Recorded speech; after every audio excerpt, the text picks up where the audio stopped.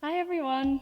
Firstly, I just wanted to wish the few people who have managed to join us here today for this ceremony a warm welcome, and also extend that welcome to all of you who are likely watching this at home, or maybe on their phone in the car, or with earphones in while waiting for the bus, wherever we are reaching you from this year.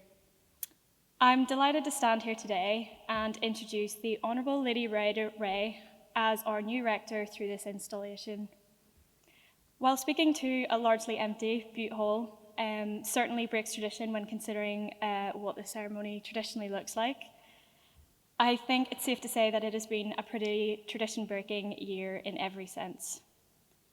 One impact of this has been the postponement of the rectorial elections, which has meant the position has laid empty over this tumultuous last year.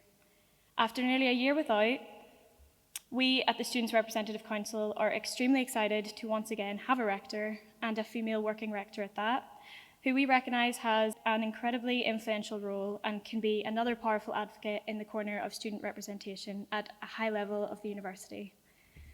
The relationship between the SRC and the rector, in my eyes, is unique. It depends on the SRC executive team and council members who take position in every year, and of course, it depends on the rector. We have this opportunity now at the beginning to carve that relationship, to make it our own and set a precedent for a working relationship we would like to see continued throughout the next few years of your term. I immensely look forward to our partnership in this coming year, but also, since we're at the beginning, I wish you good luck for your term in its entirety. Considering the year that we have had and looking forward to the year that we are likely to have, there is so much uncertainty and change. I believe it's more important than ever that through all of this, the student voice is heard loud and clear. We at the SRC are extremely excited to see you rise to the task and become a vocal mouthpiece for student issues and interests. I look forward to this partnership, to the shared advocacy, and to a shared vision. I also look forward to seeing you bring your experience to the role and see what you achieve. With that, I would now like to invite the rector to step forward to be installed.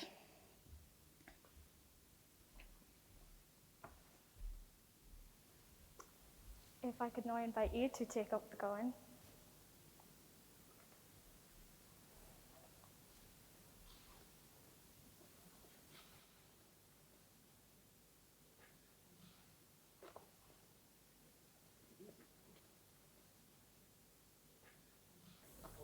That's fine.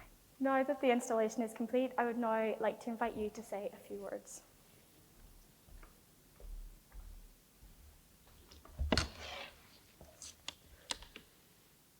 It is a great honour for me to be here, now installed in the post of Rector at this prestigious university, a role which has a lengthy and significant history, the first Rector having been elected in 1452. I follow in the footsteps of many amazing men, some of whom were leaders in their field, and men of great intellect and distinction. In no sense can that description apply to me. I'm not a man, for one thing. However, I am truly humbled by the honour the students have bestowed upon me, thus allowing me to be the university's first female working rector. As you all know, the rectorial election was to take place last year on the day of the first lockdown. It was cancelled, and I was saddened to think that the opportunity to serve as rector might be lost to me. When I was first approached in 2019 by an enthusiastic group of students, I did my utmost to put them off. I emphasised my age and that I was anticipating, albeit reluctantly, a peaceful and stress-free retirement. Also, it had been a long time since I had been at university as a student. In an unexpected turn of events, I was lured out of retirement to sit part-time in my former post as a Senator of the College of Justice. Then, to my great delight, I was asked again to stand for the rector's position. What an enthusiastic and enlivening group of students I encountered both in 2020 and in 2021. I am so in awe of them, and my admiration for them has strengthened my commitment to represent their interests and fulfil the role of the Rector to the very best of my abilities. Since the rectorial election, I've continued to meet some impressive young people, including the presidents of 4 of the student bodies, all female, a female chancellor, and a female rector. Now it's time to let you into a secret. Don't worry, it's not too horrible. One hidden for many years. Only recently I told a couple of people from a university about it, and I was persuaded to reveal the information in this address. Many years ago, in 1967, when I decided to study law, I applied to only 2 universities, Glasgow and Edinburgh. I was offered a place at Edinburgh, but before accepting it, I waited with anticipation to hear from Glasgow. Obviously, there were doubts about me, so Glasgow University decided that I was to be interviewed. I can remember that day vividly. I know it was a long time ago, but I remember it vividly, although the faces of the men are blurred. Being painfully shy at that time, I don't think I impressed them, but who knows? I don't.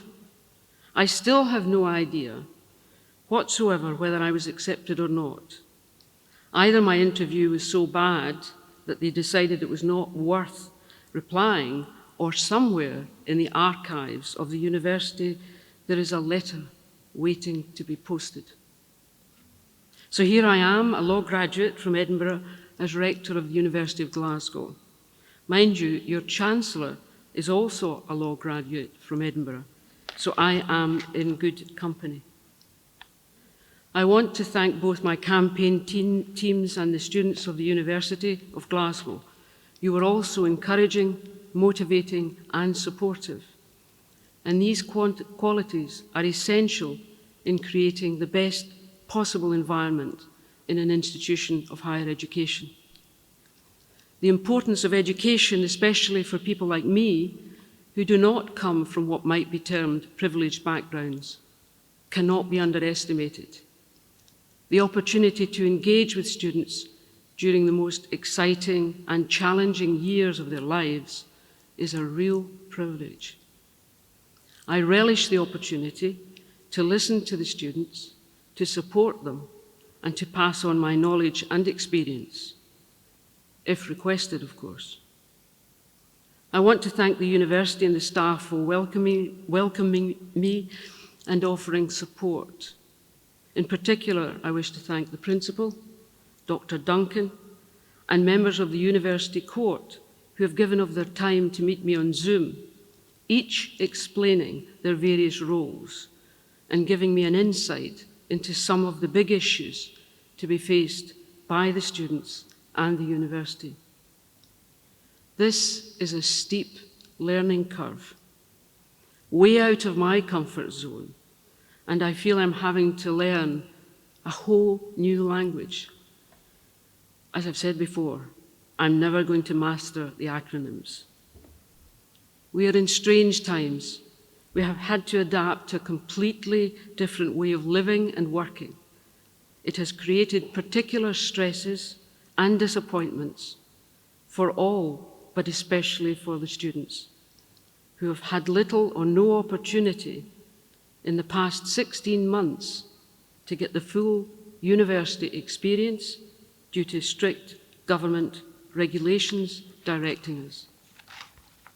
In the short time I've been in post, I've learned of some, and I emphasize some, of the issues which concern students, not least of which, if safe to do so, to move back to campus and more traditional methods of learning, and the wish to have access to international study opportunities.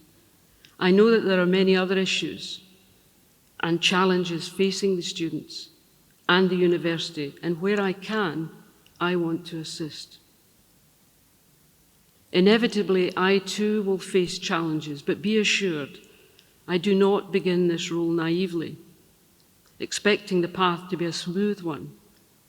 Nothing in my career has been smooth. So I would hope to bring to this position the skills I've developed and practiced throughout my legal career in various roles, including a sense of balance, justice, and fairness, resisting prejudice, unfairness, and discrimination. My message is a simple one. I want to work with and for the students to represent their interests. I want to work with the university. I'm prepared to challenge if challenge is necessary, but if we work together, that will be the best way to achieve the most favourable outcome for students. In summary, my dear friends and colleagues, the University of Glasgow has a new rector who is deeply humbled by the students' vote and who believes that she has at least a moderate contribution to make to this esteemed institution. Plans of that dreaded quiet retirement and niggling curiosity of whether that letter of rejection in the archive still exists have finally been put to bed.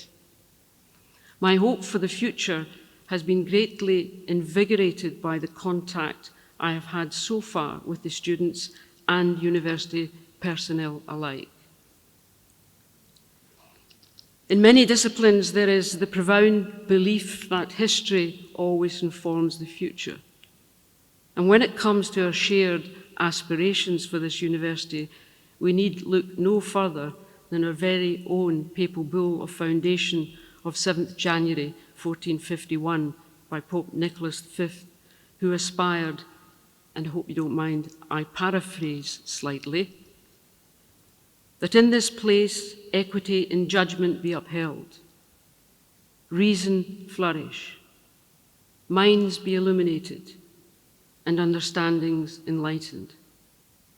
That this place produces students distinguished for ripeness of judgment, crowned with the ornaments of virtue, and erudite with the dignities of the various faculties, and that there may be an overflowing fountain of the sciences, out of whose fullness all that desire to be imbued with the lessons of knowledge may drink.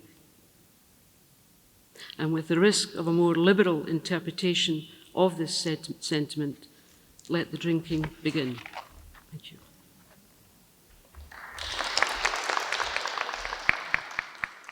Let us taste of Kelvingrove, born in Rectorial. Through its mazes let us rove, born in Rectorial. Where the rosy over bright makes the hollow tingle sigh, where the midnight fairies glide, born in Rectorial.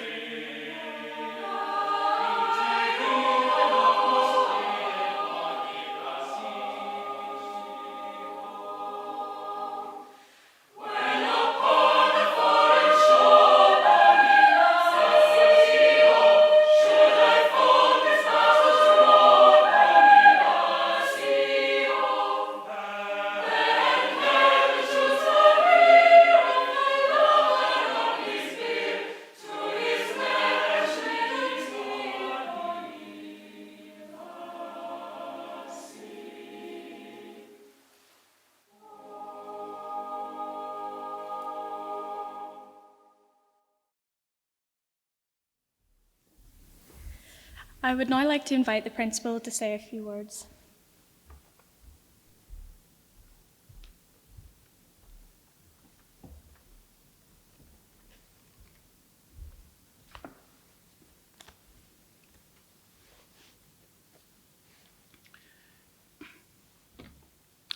Ladies and gentlemen, and Lady Rae, it's a real pleasure to be here today in person to see Lady Rae officially installed as the new Rector of the University of Glasgow. And Lady Rae, thank you for your inspiring address. And let me say that I'm particularly delighted to welcome you as a fellow Italian Scot to this role. There's now 2 of us on court. Now, before I say a few words on the role of the Rector and the journey that lies ahead for Lady Rae, I first wanted to mark this momentous and historical occasion for the University of Glasgow. As you've heard already, Lady Rae makes history today by becoming our first female working Rector. Lady Rae is also only the 2nd woman ever to be elected to the post after the symbolic election of Winnie Mandela in 1987. Now, I would agree with what's been said. Electing a female working Rector at Glasgow is long, long overdue. But to have Lady Rae, who has had such a remarkable career in the legal profession, broken down barriers for so many women and been a role model for so many as our first female working Rector, I think is something for the university to celebrate and take great pride in. As you've heard, Lady Rae's distinguished legal career of 5 decades after she graduated from the University of Edinburgh was actually one she began in Glasgow as a city and has seen her achieve many, many things. And before speaking to you all today, I took a look back through Lady Rae's contribution to our School of Law's 100 Voices for a 100 Years project, which features the voices of 100 women, past and present, who have had a connection to the University of Glasgow School of Law. And Lady Rae, if you will allow me, I wanted to briefly mention some of your most significant achievements. Graduating in 1972 and beginning her apprenticeship in Glasgow, within a year, Lady Rae was offered a partnership running an extremely busy court department. By this time, aged only 27, Lady Rae was the only woman doing criminal work in Glasgow on a full-time basis. She joined the Faculty of Advocates in 1982 and was appointed Queen's Counsel in 1992. Lady Rae served in a number of roles before being appointed as a Senator of the College of Justice in Scotland in 2014, becoming an Upper Tribunal Judge in 2017, presiding over immigration and asylum appeals. In 2019, Lady Rae was awarded an honorary doctorate of laws from this university in recognition to her contribution to Scots law. And Lady Rae has had a long-standing connections to our School of Law as a member of the diploma programme's Legal 40 student mentoring programme, and has had also dedicated much of her career to encouraging and supporting young people, particularly those from an underprivileged background, into the legal profession. And today, Lady Rae, you can add Rector of the University of Glasgow to your register of achievements. Now, as you embark upon your new role, I wanted to say a few words on the journey ahead and the important position that the Rector holds in our university community. As you mentioned, the University of Glasgow's first ever Rector was elected in 1452, and it was David Cadzow, a sub-dean of the cathedral, who was nominated by the bishop in 1451, and he was Rector on subsequent occasions as well. The records of the congregations of the College of Glasgow reported that David de Cadzow, having been elected Rector, gave 20 nobles or old Scots gold coins towards the making of a university mace. And roll forward 570 years later, since 1858 in fact, the Rector is elected by our students to represent him. Now, over the years, the university has elected a variety of colourful characters to the position of Rector, but those who have been most successful and made the greatest impact are those who dedicate their time to promoting the interests of our students, amplifying student voices, and advancing opportunities for our student community. And Lady Rae, I know that you will apply your years of experience in representing others to this role. And I very much welcomed your manifesto priorities too. In fact, I believe we share many of the same priorities and ambitions. For example, your commitment to widening participation and ensuring that every student, regardless of their background, should have equal opportunity to achieve their goals. The University of Glasgow's widening participation team do tremendous work, and we have a reputation as a leader in widening access in the sector. And this is something I'm very proud of, and particularly the role the university has played in recent years in supporting lifelong learning and advancing opportunities for care experienced and estranged students, as well as student carers, asylum seekers, and refugees. But there's much more to be done in Scotland to pursue the widening access agenda, and there's an important role for us to play in that. In addition, your commitment to promote multiculturalism and internationalisation is also very welcome and aligns with our own ambitions as a university. Over the past few years, our international student population on our campuses in Glasgow and Dumfries, and indeed studying in our transnational education hubs in Singapore and China, has grown substantially, with over 10,000 international students this year. Now, one of our goals, and I know the SRC shares this aim, is to do more to support all of our student community and to ensure that they're fully integrated and represented in campus life. And earlier this year, the university published our Understanding Racism, Transforming University Culture report, which made for a very difficult read and outlined challenging experiences of racism and racial injustice faced by our students. The report includes a comprehensive action plan to effect change, and the university's leadership team, in collaboration with colleagues and students, have begun implementing the report's recommendations. There are high expectations of the university to tackle racism and promote inclusion, and rightly so. We have lots of work still to do, and I look forward to continuing engagement with the SRC and now with you, Lady Rae, to address inequality on our campus. We've also taken steps to begin addressing the University of Glasgow's historical slavery legacy, and in 2019, the university signed a Memorandum of Understanding with the University of the West Indies to work together in the foundation of a Glasgow Caribbean Centre for Development Research. The conversation around Glasgow's historical links to slavery is difficult but necessary, and it will continue to be important for our students to be involved in and informed of our reparative justice plan. And finally, on your commitment to internationalisation, Lady Rae, this is particularly important as a commitment this year, as we are to see Glasgow catapulted onto the world stage when the city hosts COP26 in November. This will be an opportunity for the University of Glasgow to showcase its world-class research and our ambitions to tackle climate change. From our Centre for Sustainable Solutions and being the first university in Scotland to declare a climate emergency, to our Glasgow Green Climate Change Strategy and ambitious net zero targets, indeed the most ambitious in the university sector, there's so much that the university can and should contribute. Furthermore, Brexit notwithstanding, at Glasgow we remain a European institution to our core. We understand the benefits associated with mutual cooperation and knowledge exchanges, and we're fully committed to our partners and networks in Europe. This year, the university also joined the Civis European University Alliance as an associate member. Civis, with its focus on social inclusivity, student mobility, and interdisciplinary research, is a natural fit for Glasgow and our world-changing ambitions. We want to tackle the big social challenges of the 21st century and work together to boost international student exchanges, contribute to a European civil society, and increase European cooperation with institutions in Africa. And beyond Europe, we're also continuing our work in collaboration with our other global partners, from the African Research University Alliance and the University of the West Indies to our transnational education partnerships, which, as I mentioned, in China and Singapore. So, Lady Rae, what can you expect in the coming months as you take up this role? Well, aside from the things I've mentioned, there are a number of important initiatives to look forward to. First, our major campus development programme is continuing at pace. The James McEwan Smith Learning Hub is now open for use, and I'm informed students are referring to it already as the Jimmy. And the JMS is the first building to be delivered through our campus development programme, with our Advanced Research Centre, the ARC, due open next year.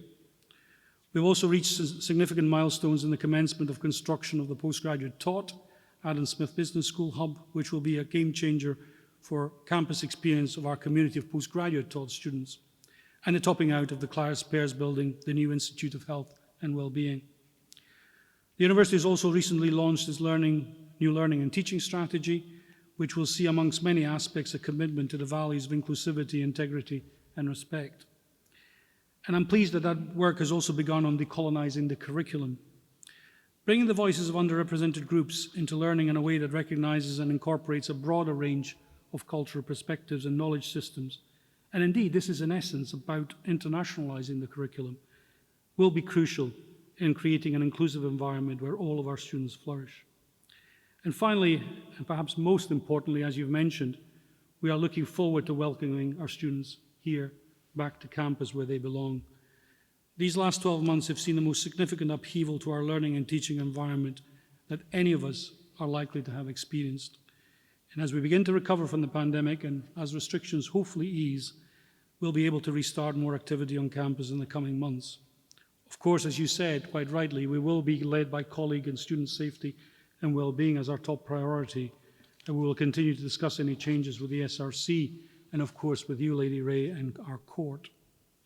But at this point, I also want to pay tribute before concluding to the SRC sabbatical officers and council, not only this year's executive, but of course the executive that just demitted. And Ella was, of course, part of the previous year's sabbatical team as VP Student Support before she took up the reins as president a couple of weeks ago.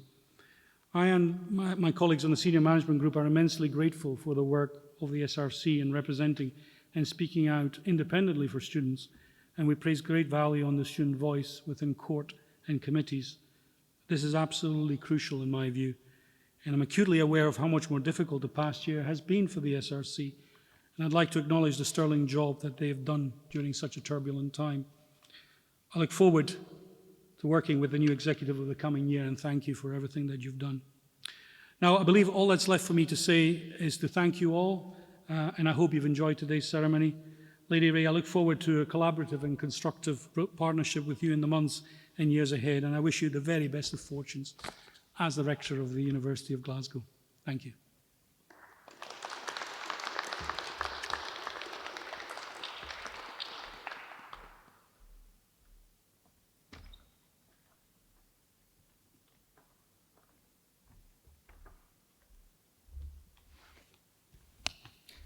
Let's stand.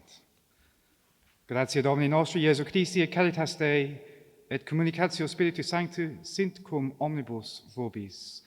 Amen.